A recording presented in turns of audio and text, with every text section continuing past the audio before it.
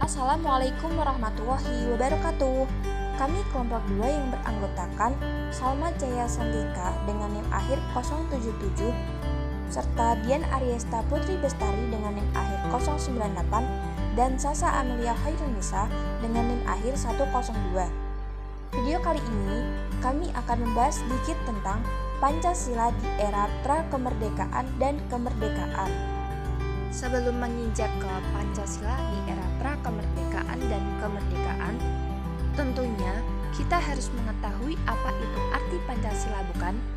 Pada dasarnya, kata Pancasila terdiri dari dua kata, yaitu panca dan sila.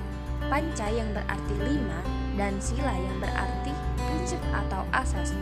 Jadi, Pancasila merupakan 5 kesatuan yang tidak dapat dipisahkan karena kelima Pancasila tersebut memiliki makna yang erat dan saling berkaitan satu dengan yang lain serta tidak dapat berdiri sendiri. Pancasila juga dijadikan sebagai asas ideologi negara dan pedoman atau prinsip berbangsa serta bernegara Indonesia. Selanjutnya, Pancasila era pra-kemerdekaan terjadi ketika dibentuknya BPUPKI atau Badan Penyelidik Usaha-Usaha Persiapan Kemerdekaan Indonesia. Dalam bahasa Jepang, BPUPKI disebut dengan Dokuritsu Junbi Chosakai yang dibentuk pada tanggal 29 April 1945 dan diketahui oleh Dr. Rajiman Widyodiningrat. Pada tanggal 29 Mei sampai 1 Juni 1945, BPUPKI melakukan rapat pertama untuk membahas rancangan dasar negara, yang di dalamnya ada 3 usulan yaitu Mohyamin, Mr. Supomo, dan Insinyur Soekarno. Namun, setelah pengusulan dasar negara, Pancasila tidak langsung disahkan, melainkan dibentuknya Panitia 9 untuk menampung berbagai aspirasi dasar negara. Kemudian, pada 22 Juni 1945, Panitia 9 berhasil merumuskan dasar negara yang disebut dengan Piagam Jakarta. Dan yang terakhir, Pancasila era kemerdekaan.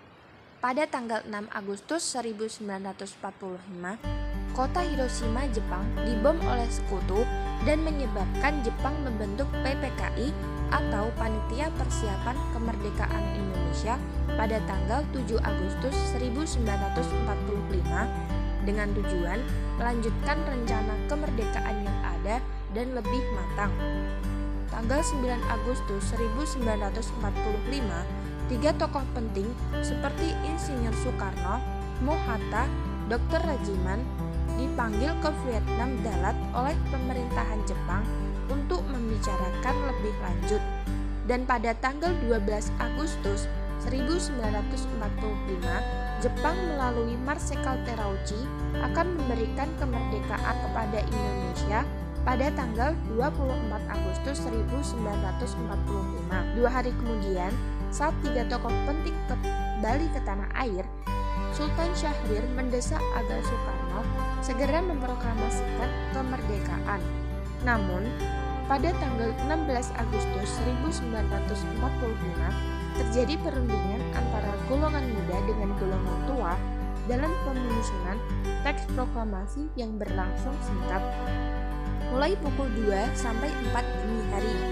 Dan pada tanggal 17 Agustus 1945, Insinyur Soekarno memproklamasikan kemerdekaan Indonesia.